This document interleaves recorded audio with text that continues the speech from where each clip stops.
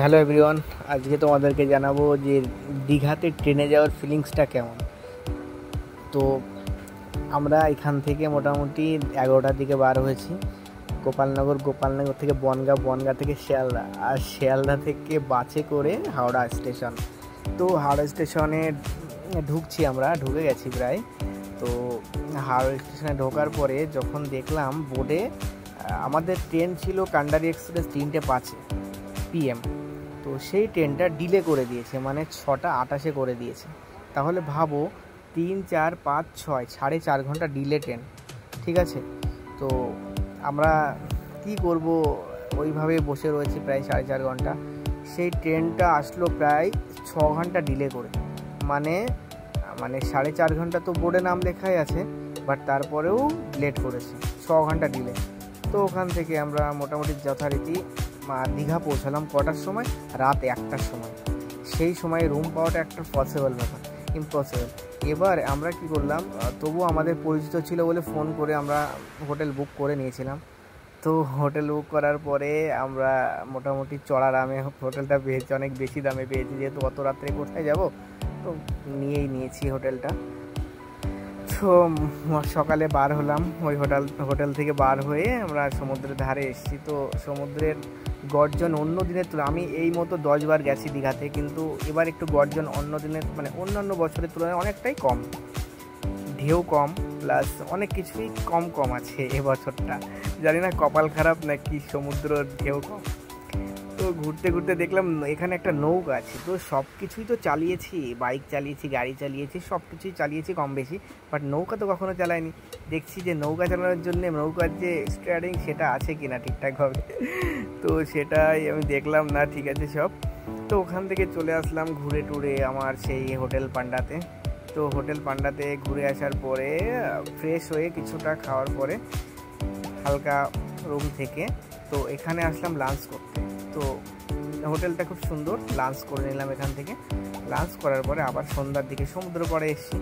তো সমুদ্রের পাড়ে এসে কিছুটা একটু সেলফি আর বন্ধুরা একটু আনন্দ করছি। তো সন্ধ্যার দিকে আমরা ভেবেছি যে একটু ওল্ড দীঘা যাবো, হেঁটে হেঁটেই যাবো। তো আমরা নিউ দীঘা থেকে ওল্ড দীঘা হেঁটে হেঁটে সমুদ্রের ধার দিয়ে গেছি। পায়ে খুব ব্যথা করছিল, তবুও কষ্ট করে গেছি, একটু ভালোও লাগছিল। সব সময় তো গাড়ি ঘোড়া চড়া হয়, বাট হেঁটে তো কোথাও যাওয়া হয় না। তো হেঁটেই গেছি ওল্ড দীঘাতে। বেশ ওল্ড দীঘাতে দেখলাম যে সমুদ্রর যে ঢেউটা একটু বেশি আছে। তো এবার মার্কেটের ভিতরে ঢুকে দেখলাম যে আমাদের বন্ধু যে বাপ্পারা দেখছে সব কিছু ও ফার্স্ট টাইম গেছে দীঘাতে। তো ও ঘুরে ঘুরে দেখছে, আমিও একটু দেখাচ্ছি, যেহেতু আমি অনেকবার গেছি এর আগে। তো ওল্ড দীঘাতে ঘোরার পরে আমরা এবার যাবো ভেবেছি একটু, দীঘাতে যখন এসেছি মাছ তো খেতেই হবে, মাছ খাওয়াটা একটা ভালো লাগে। অনেক বিভিন্ন ধরনের মাছ পাওয়া যায় এখানে। তো এবার মাছের দোকানে গেছি, তো এতটা বাজে স্মেল যে কেমন একটা লাগছিল যে মাছটা খাবো, তবুও মনে হলো যে না একটু খাই। তো পারলাম না, স্মেলটা এত বাজে। দেখো এটা হচ্ছে কি বলে, অক্টোপাস। এটা দেখেই আমার গা কেমন একটা শিউরে উঠছিল। তারপরে তো অনেক মাছ আছে এখানে। মেন সমস্যা হচ্ছে মাছের স্মেলটা খুব বাজে। তো এখানে দেখো যে রয়েছে চিংড়ি মাছ। আমার তো দেখেই ভয় লাগছে, চিংড়ি মাছের কত বড় বড় সুর বাবা। আর এটা হচ্ছে অক্টোপাস, করে হাত দিচ্ছে, আমি তো দিতেই পারবো না। আর নিউ দীঘা থেকে ওল্ড দীঘাতে প্রচুর লোকজন বেশি থাকে সন্ধ্যার দিকে, মার্কেট একটু বেশি আছে ওল্ড দীঘাতে। তো আমরা মোটামুটি ওল্ড দীঘা খুব ভালোভাবে ঘুরে রাত তখন 11টা বাজে, তখন হোটেল ঢুকেছি। যদিও হোটেলটা খুব পরিচিত বলে আমাদের কিছু বলেনি, এমনিতে 10টার সময় বন্ধ করে দেয় গেট। তো আমরা 11টায় ঢুকেছি, কোনো সমস্যা হয়নি। তো মর্নিংয়ে আবার আমরা ব্রেকফাস্ট করতে চলে এসেছি। ব্রেকফাস্ট করা হয়ে গেলে আবার সে সমুদ্রের ধারে যাওয়ার জন্য প্রস্তুত হয়ে গেছি।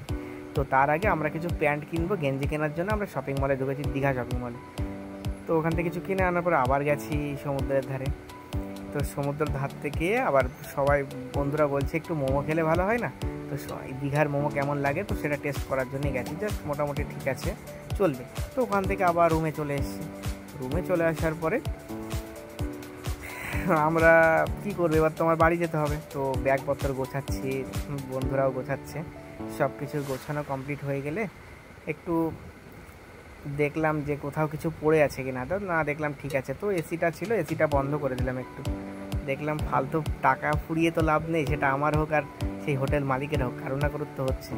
তো আমরা হোটেল পান্ডাতে ছিলাম, এটা আমাদের যাওয়ার সময় আমাদের যে বিল সেটা দিয়ে দিল, আমাদের যে বিল পে করার সেটা সমস্ত কিছুই কমপ্লিট করে দিল। আর এটা হচ্ছে আমার এক বন্ধু যে মানে পেঁয়াজ রসুন পেশার জন্য একটা যন্ত্র কিনছে, যেহেতু ওর বিয়ে হয়ে গেছে, বিয়ে হওয়ার জ্বালাটা কি ও আবার বুঝতে পারছে। আর ওখান থেকে দীঘা থেকে ট্রেনে উঠে, ওখান থেকে এই আসার সময় ট্রেন ডিলে, ট্রেন প্রায় 2.5 ঘন্টা ট্রেন ডিলে আছে। আসার সময় আস্তে আস্তে 3 ঘন্টা ডিলে হয়ে গেছে। আমরা খুবই ক্লান্ত হয়ে পড়েছি। ভোরে 3টের সময় বার হয়েছে বাড়ি যাওয়ার জন্য।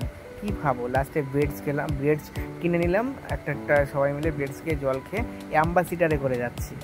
অনেক দিনের ইচ্ছা ছিল কলকাতার অ্যাম্বাসিডার বলবো, যাকে আমরা বাংলায় ট্যাক্সি বলি, বাংলাকে ইংলিশে যাই হোক ট্যাক্সি বলি, কিন্তু অ্যাম্বাসিডারও ছোটোবেলায় নাম শুনেছি। তো সেই গাড়িতে একটু চড়লাম, তো অনেক দিন বলতে ছোটোবেলা আর বড়োবেলা এতটাই ডিস্টেন্স।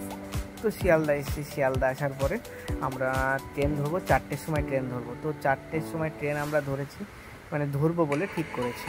তো টিকিট কাউন্টারে টিকিট কাটবো, এত পরিমাণে ভিড় যে লাস্টে মোবাইলে কেটে নিলাম। তো ট্রেন 4টের সময় ট্রেনে উঠে দেখি পুরো ফাঁকা, রিজার্ভেশনের মতো শুয়ে শুয়ে আসছি। তো যথারীতি আমরা বনগা ঢুকে গেলাম 6টার সময়। তো 6টার সময় যখন আমরা ঢুকলাম তখন 6টা 15 আবার ট্রেন রয়েছে গোপালনগরের। অবভিয়াসলি সেই গোপালনগরে আবার ফিরে আসলাম, আমার সেই প্রিয় শহর, খুবই মানে প্রিয় আমার।